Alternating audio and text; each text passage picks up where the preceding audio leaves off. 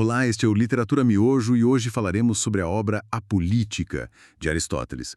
Uma obra fundamental mesmo, escrita lá pelo século IV a.C. e que, nossa, moldou muito do pensamento político ocidental por séculos e séculos. A nossa missão hoje é fazer uma exploração inicial desta obra, que é bem densa, complexa, né? Destacando alguns pontos-chave para a gente refletir um pouco. E é importante saber que a política está dividida em 8 livros, tá? Hoje a gente vai dar uma visão geral, mas fiquem ligados, porque olha, teremos uma análise dedicada para cada um desses livros em breve. Certo, então vamos começar a desembalar isso. Qual que é a ideia central, assim, que ancora toda a discussão em A Política? Por onde ele começa? Olha, o ponto de partida de Aristóteles é a própria natureza humana. É daí que tudo deriva. Ele faz aquela afirmação famosa, né, que o ser humano é, por natureza, um zoon politikon, um animal político. Isso é crucial. Animal político. E não significa só que a gente gosta de viver em grupo, tipo social. Significa que a nossa plena realização, como seres racionais, éticos, só acontece dentro de uma comunidade política organizada. A polis, a cidade-estado. Ele via a polis não como algo, sei lá, artificial, uma invenção, mas como o estágio final de um desenvolvimento que é natural. Começa na família, né, a unidade básica para sobreviver, procriar. Uhum. Aí as famílias se juntam, formam aldeias, para suprir necessidades maiores. E as aldeias, por fim, formam a polis, que é a comunidade autossuficiente. Mas o ponto-chave mesmo é que o objetivo da polis não é só viver, sobreviver. É o viver bem. O viver bem. Isso, alcançar a eudaimonia, que a gente traduz como felicidade ou florescimento humano. E isso se alcança pela prática da virtude. Interessante essa conexão direta. Então, para Aristóteles, a política não está separada da ética. Ela tá ligada a essa busca coletiva pela felicidade, pela virtude. Exatamente. Totalmente ligada. O fim último da cidade-estado é justamente facilitar essa vida virtuosa para os cidadãos. E isso, claro, leva à questão central da obra.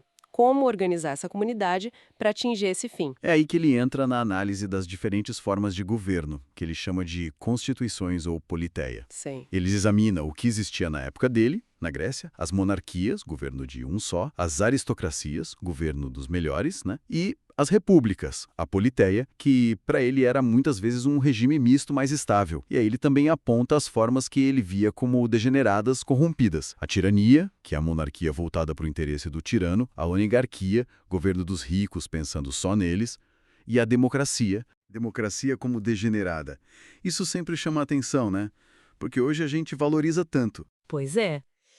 Para ele, a democracia muitas vezes era o governo da massa pobre visando apenas os interesses dessa massa, e não o bem comum.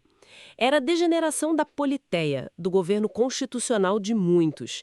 Ele não está só descrevendo, ele está avaliando o tempo todo. Entendi. Ele busca entender qual regime é mais estável, qual é mais propício ao bem comum, a esse viver bem, e a questão de quem é considerado cidadão nisso tudo, quem participa dessa busca. Ah, sim, a análise dele é bem crítica nesse sentido.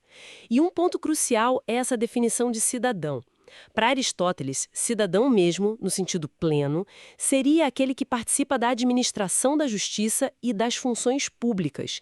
Essencialmente, quem pode governar e ser governado. Certo. Só que aí vem a parte complexa, né? Se a gente olha com os olhos de hoje. Na prática da Grécia Antiga, que ele observava, isso excluía muita gente. Imagino. Quem ficava de fora? Bom, mulheres, escravos, muitos trabalhadores manuais, estrangeiros residentes, os metecos. A grande maioria, na verdade, não tinha esses direitos políticos plenos. Nossa, isso levanta uma questão importante sobre justiça e igualdade dentro do modelo dele, né? Com certeza. É um ponto de tensão na obra, mas, apesar disso, o Aristóteles dava uma importância enorme à educação dos cidadãos.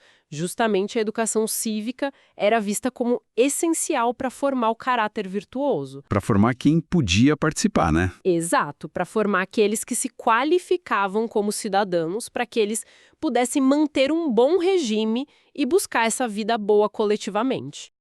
Essa tensão entre um ideal tão elevado, de uma comunidade voltada para a virtude, e a exclusão de tanta gente, é bem marcante mesmo. A gente vê como ele tentou criar uma ciência da política, né? Baseada na natureza humana, na observação.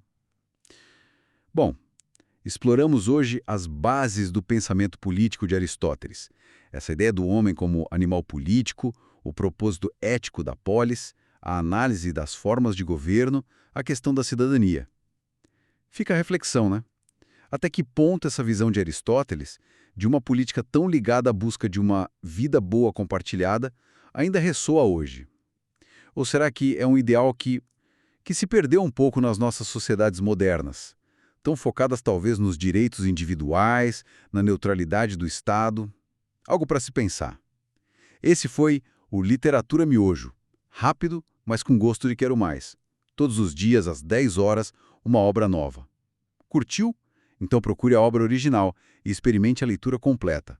A literatura te espera sem pressa, mas com prazer.